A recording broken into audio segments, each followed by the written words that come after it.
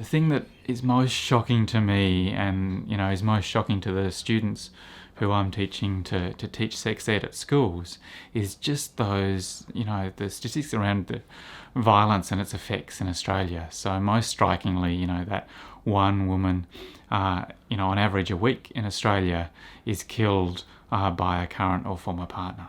Just absolutely horrific. And I think it's one of those things where once your eyes start getting opened a bit, you start seeing it, more and more all around you. So I address it online, and engage with it there, both in terms of reporting people, but also responding.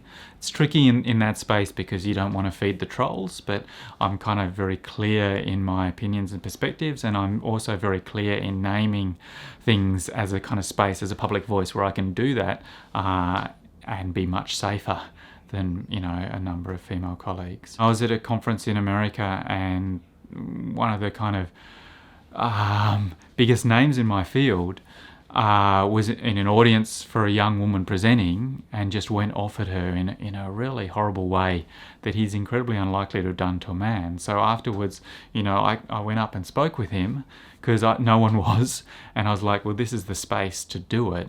And, he ended up apologising to her and kind of reflecting more on his actions. So I think, that kind of showed to me part of the power of, in those deeply uncomfortable moments where men do something that is wrong, being able to start standing up and naming that. Yeah, I was scared and full of trepidation, but I also knew that something needed to be said. Like I knew, and speaking afterwards to a lot of the audience members,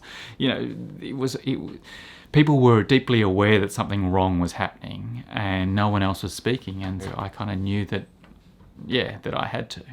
It's not a situation where the man rides in as the rescuer or as the white knight.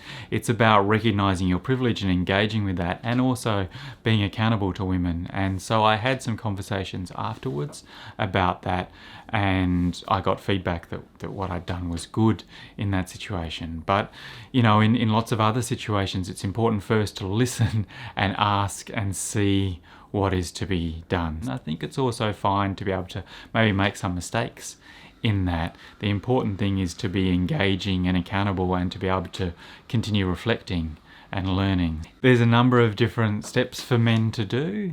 Partly it's about recognizing their own privilege, and then it's about seeing what are the kind of actions and movements and spaces, both for their own activism, for talking to other men, for talking to women, for listening. When you hear dodgy jokes, or when you have that kind of situation that seems like a locker room situation, of being able to speak up. I love sport, it's my area and a passion, but when you hear someone call out, stop playing like a girl, that's an opportunity, that's and it's also something that we shouldn't be calling out. Not shaming people in terms of masculinity is another kind of key aspect. I think there's lots of spaces where we can see pretty clearly the awful kind of gender dynamics and the violence that's a key part of them. And then the hard part is, what do you do about that?